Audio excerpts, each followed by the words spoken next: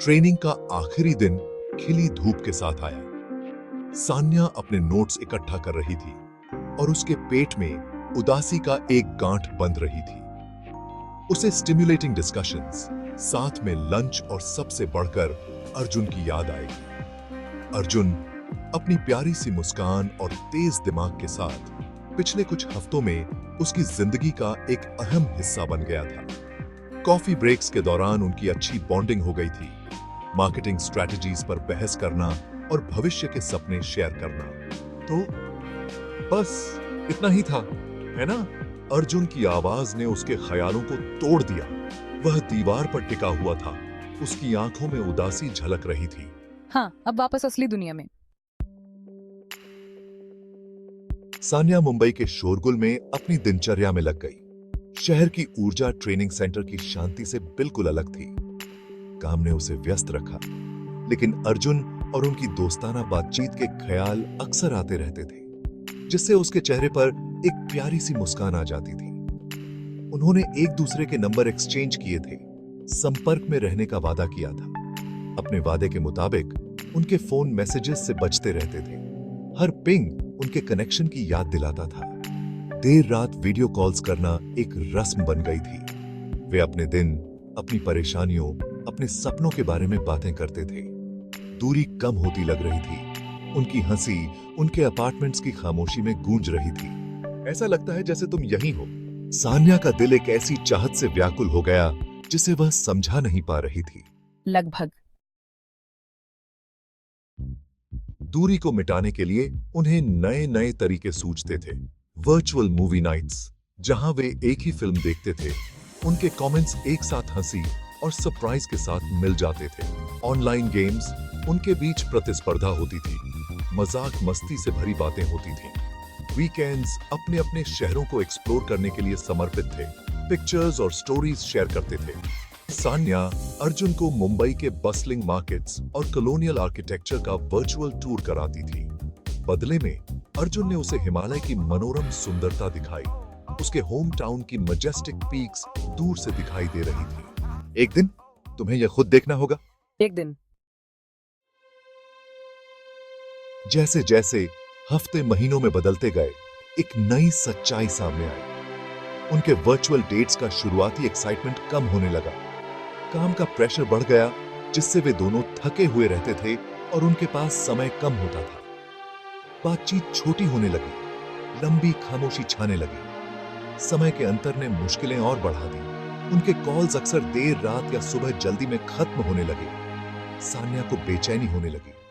दूरी, जो कभी सिर्फ फिजिकल सेपरेशन थी, ये अब उनके कनेक्शन में रिसती हुई लग रही थी। एक ऐसी खाई पैदा कर रही थी जिसे पाटना असंभव लग रहा था। एक दिन अर्जुन का कॉल अनुत्तरित रहा। सान्या ने बाद में फिर कोशिश की। उसका दिल तब डूब गया जब कॉल सीधे वॉइस मेल पर चला गया। उसको शक होने लगा। क्या वे एक दूसरे से दूर हो रहे थे? क्या हम एक दूसरे से दूर हो रहे थे? दिन हफ्ते में बदल गए। अर्जुन की खामोशी ने सान्या के डर को और बढ़ा दिया। हर गुजरते दिन के साथ उसकी बेचैनी और भी गहरी होती गई। मैंने खुद को ओवर रिएक्ट करने के लिए डांटा, अपने जजमेंट को डाउट से घिरने देने के लिए। क्या मैं सही कर रही थी? क्या मेरी चिंताएं वाजिब थीं? फिर भी अनुत्तरित कॉल्स और अनरेड मैसेजेस उसके दिल पर भारी पड़ रहे थे। हर बार फोन की घंटी बजने पर उसकी उम्मीदें जागती और फिर टूट जाती। एक शाम अनिश्चितता को और बर्दाश्त न कर पाने के कारण सान्या ने एक फैसला किया। उसने तय किया कि अब और इंतजार नहीं करेगी।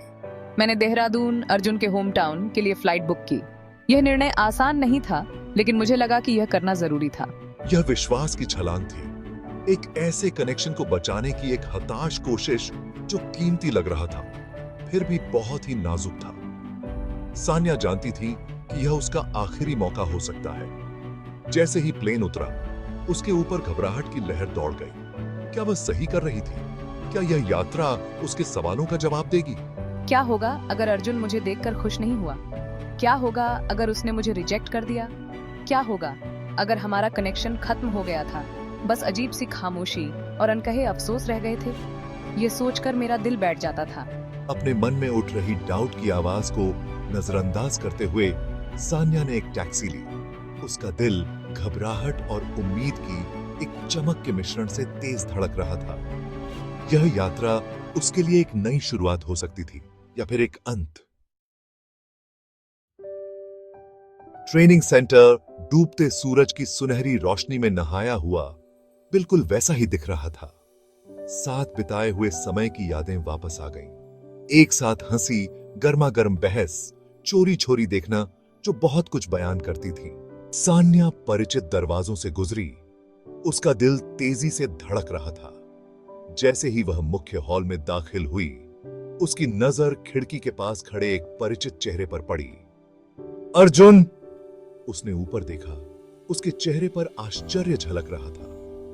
एक पल के लिए दोनों में से किसी ने भी कुछ नहीं कहा। माहौल अनकही भावनाओं से भरा हुआ था।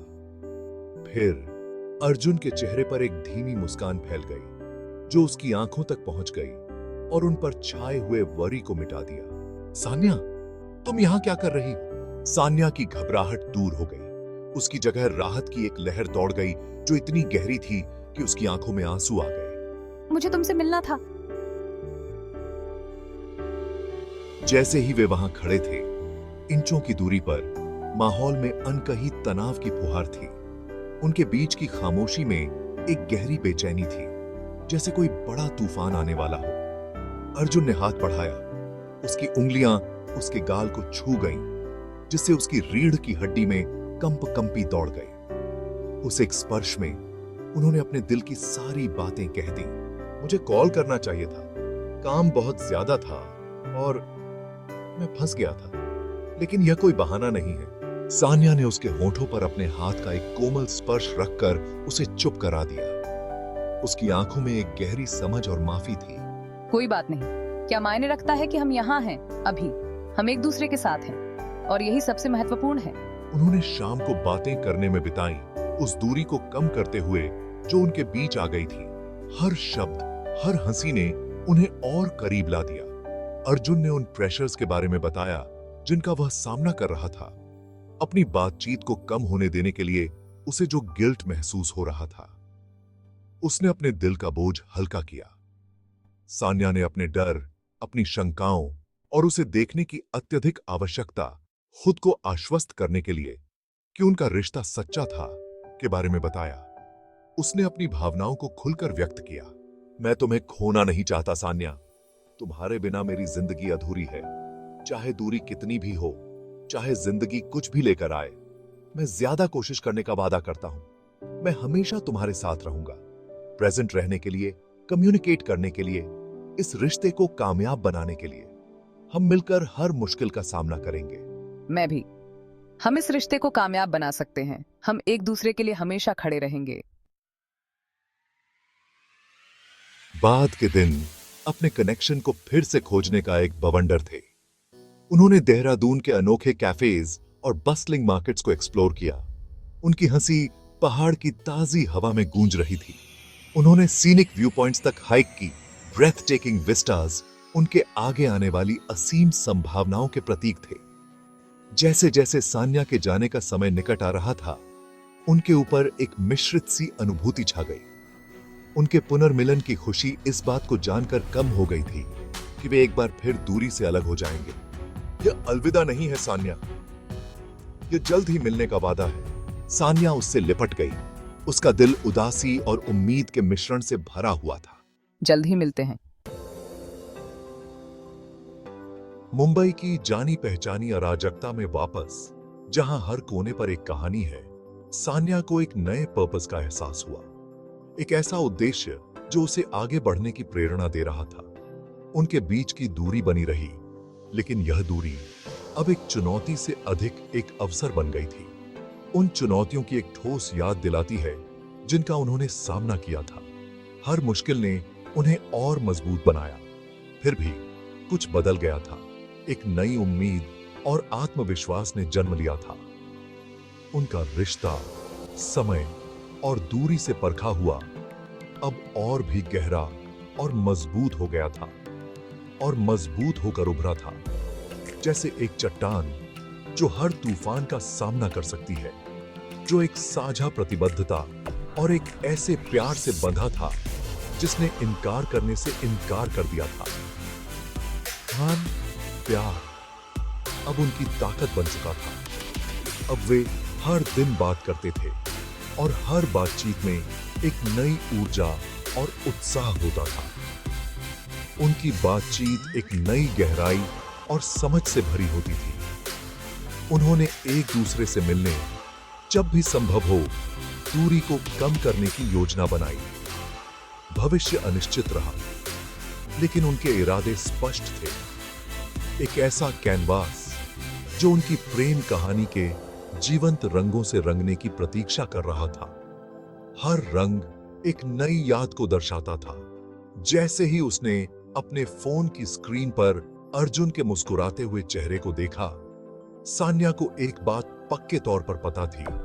उनकी कहानी, जो एक साधारण मुलाकात से शुरू हुई थी, एक ऐसी मुलाकात जो एक खास चीज में बदल गई थी, अब एक अनमोल बंधन बन चुकी थी। खत्म होने से बहुत दूर थी। यह एक ऐसी यात्रा थी जो अभी भी जारी थी। यह कई मायनों में अभी शुरू ही हुई थी। एक नई शुरुआत, एक नया अध्याय।